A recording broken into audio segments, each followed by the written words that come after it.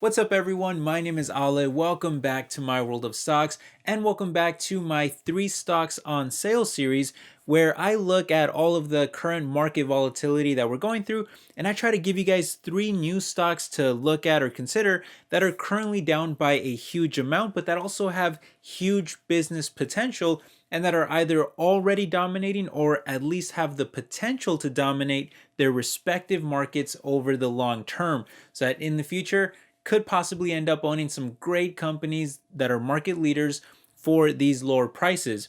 And to make things even more fun and interesting, I specifically choose in each episode one low risk stock, one medium risk stock, and one high risk to give you guys a wider variety of risk reward depending on what you might be looking for specifically. As always, though, I only do this for fun to give you guys some different ideas, some stocks to look at and consider. You can add these stocks to your watch list if you like, but at the end of the day, you guys got to do your own research and make your own decisions.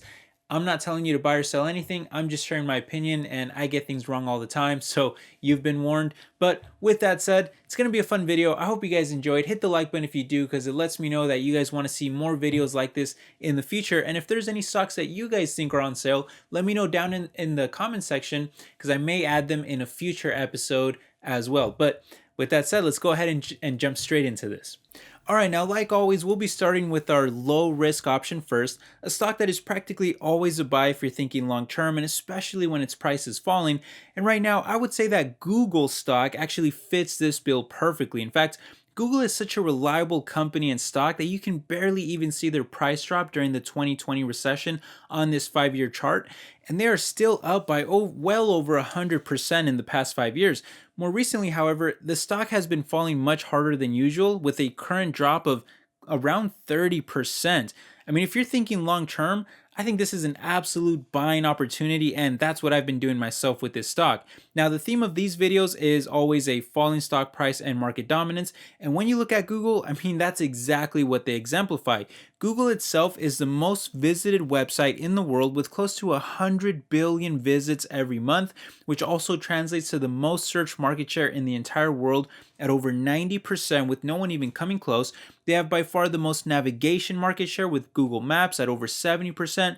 They have the most email market share with Gmail. They're a huge online shopping player with almost half of the entire product search market. They have the most internet browser market share with Chrome. They're also a giant player in both social media and video streaming with YouTube. And when you add up all of this dominance, it translates to the most digital advertising market share in the entire world as well. And you just know that Google is going to collect all of that massive data from you and use it to make themselves very likely one of the largest artificial intelligence players in the world, which they're already practicing heavily in areas like health, medicine, autonomous driving, finance, advertising, and a lot more. And literally any part of that AI that they want to invest in, they're going to have all the funds they'll ever need to pursue it. Last year alone, Google did over $250 billion in sales and brought in over $76 billion in profit too. Show me how many other companies can even get close to matching those type of numbers. And even at that behemoth size, they're still expected to grow sales by over 15% in each of the next 2 years, and EPS by a monstrous 17% on average over the next 5 years as well, which is even higher than the previous 5 years. As a result, the stock is actually pretty damn cheap from a valuation basis. When you're talking about Google trading for a PEG ratio of less than 1, I don't even know what to say about that. That is insanely cheap for a company like this. And if I'm thinking long term, I think buying at these levels makes absolute sense, and that's what I've been doing myself, and I'm going to continue doing with this stock. All right, now Google may not have a lot of long-term risk, but now we're gonna have to move on here to our second stock of the day, and that's supposed to be our medium risk option. So we're gonna have to add a little bit of risk to this one. And for this one, I'm gonna go ahead and pick a dividend stock that I've never owned myself, but it's one that I get asked to talk about all the time, and for whatever reason, I seem to never make any videos on it. But you know what? We're going to talk about it today because it's down a lot and it is really catching my attention and my interest. And that is Starbucks, ticker symbol SBUX. Now, in terms of sticking to the video's theme of looking for market leaders, Well, I mean, it's Starbucks. They absolutely dominate the U.S. coffee shop market with around 40% share. The only real competitor there that comes close to them, that would be Dunkin' Coffee. But even popular names like Coffee Bean, they don't even come close to Starbucks' massive size. And yet, despite that leadership, I actually think that they still have a lot of room to grow, especially outside of the United States. See, Starbucks claims to have a global addressable market of around $400 billion. However, last year, they only did less than 30 billion in sales. So, if we do the math, Starbucks is only doing around 7% of that addressable market. If they work on aggressively expanding, especially internationally, then growth should really be no problem for them, and that's exactly what we've been seeing. As of today, Starbucks has over 33,000 stores across 80 different markets, but by 2030, they're aiming to reach over 55,000 stores across 100 different markets. And last quarter alone, they added an additional 300 stores, so clearly they're committed to this goal. Now, as a result, sales are still expected to climb by double digit percentages in each of the next 2 years, even after soaring by 24% last year. Now, of course, you'll notice that big 11% drop in 2020, and that was entirely due to the pandemic where certain stores were closed and people in general were spending more time at home rather than going outside and, grabbing a coffee. But as a result, the stock crashed by a huge amount during that time, which you can see on this 5 year chart. However, coming off of the lockdowns, people started going back outside and working and shopping in the real world, which caused Starbucks sales to skyrocket, especially because of all that pent up demand to go back outside and be productive and do all those things. And that sent the stock soaring once again to a fresh new record high. And yet, with everything looking pretty optimistic for their business, the stock is actually crashing again all the way back down to their pandemic lows and is currently down a whopping 44% from its highs. So it's almost as if Starbucks hasn't made any progress at all during this time, as if their sales haven't risen to record highs and as if the world isn't returning to normal in terms of people going back outside and fueling their business once again. Personally, I might feel a little biased about this, but one of the biggest reasons why I believe in Starbucks is because I often take my laptop out to one of their shops or to the mall or wherever I might go to get some work done. And every time I go, I like to stop in for a coffee at Starbucks, sometimes even multiple times a day. And I always see a lot of customers doing the same thing, especially at Targets, by the way. I love shopping at Target, and so do a ton of other people. I actually think Target has become one of the most popular brick and mortar retail stores across the country, right up there with things like, Walmart, for example. And one of the brilliant things that Starbucks has done is they've partnered with many of these retail stores to have a Starbucks put inside of them, which helps attract customers from two different sides, and it really benefits both businesses. People going in for Starbucks are likely to also buy a few things inside Target, and people going in for Target may also buy a cup of coffee to get that tasty caffeine boost at that time. It's a fantastic strategy. You're getting people coming in just for Starbucks, you're getting people that come in for Target and then also stop by Starbucks. So it's two sides that you can make money off of there. And by the way, both of those companies are also doing an unbelievable job of integrating their business into a mobile app that is translating to higher margins and also sales. Target's app with a membership gives you special discounts and rewards to encourage more shopping, as well as in-store pickup and returns if you buy anything online, while Starbucks basically does the same thing. Through their app, you can customize your drink however you want it with a ton of different ingredients and flavors, and that encourages more add ons. It also earns you rewards, which encourages you to come back, and it even offers pickup options that help you avoid the line, which not only improves efficiency but also margins for the company as well.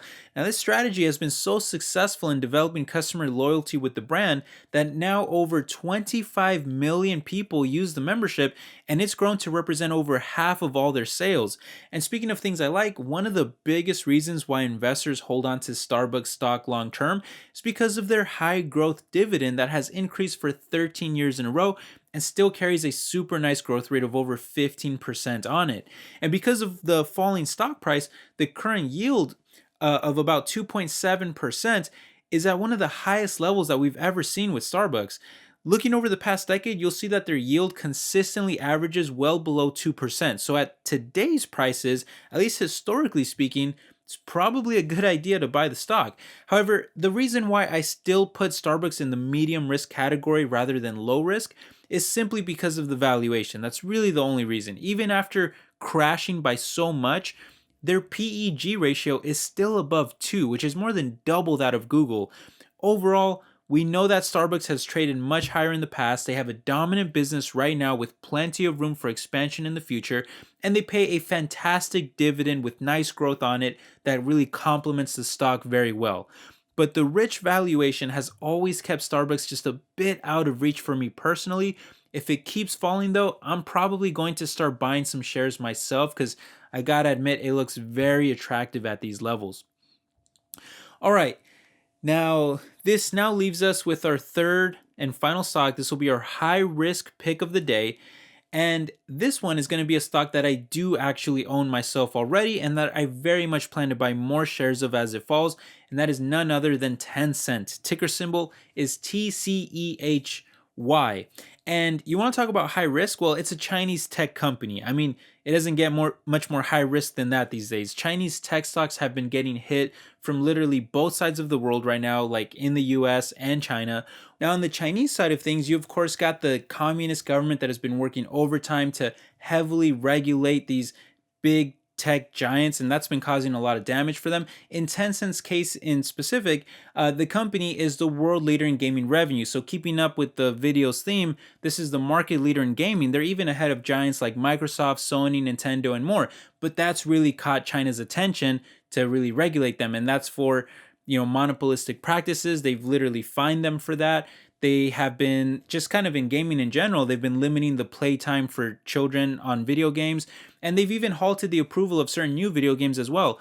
Now, whether you agree or disagree with those actions, the result is that investors are panic selling the stock, or at least have been, out of fear that Tencent's financials would be destroyed. However, that hasn't really been the case, at least not yet. In fact, even during the current economic disasters that China and the rest of the world have been, having to deal with from the pandemic, Tencent has still been able to put up super consistent growth on both the top and bottom line, with last year's revenue climbing by 16%.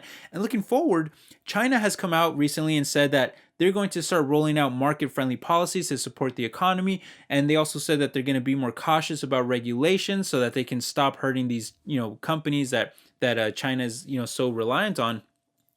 But that didn't really seem to help with investor confidence, because at the same time that was going on, the US has also come out and they've been really cracking down on Chinese companies for not providing enough transparency.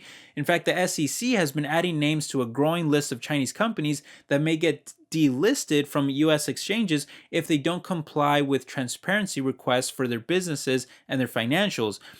But even on this front too, the Chinese government has stated that they're consistently having meetings with US regulators to try to reach a transparency agreement as soon as possible. And some analysts are even starting to change their mind on how bearish that they've been on Chinese stocks. Like, for example, JP Morgan had previously called Chinese stocks uninvestable for at least the next 12 months, and they downgraded all of them with lower price targets.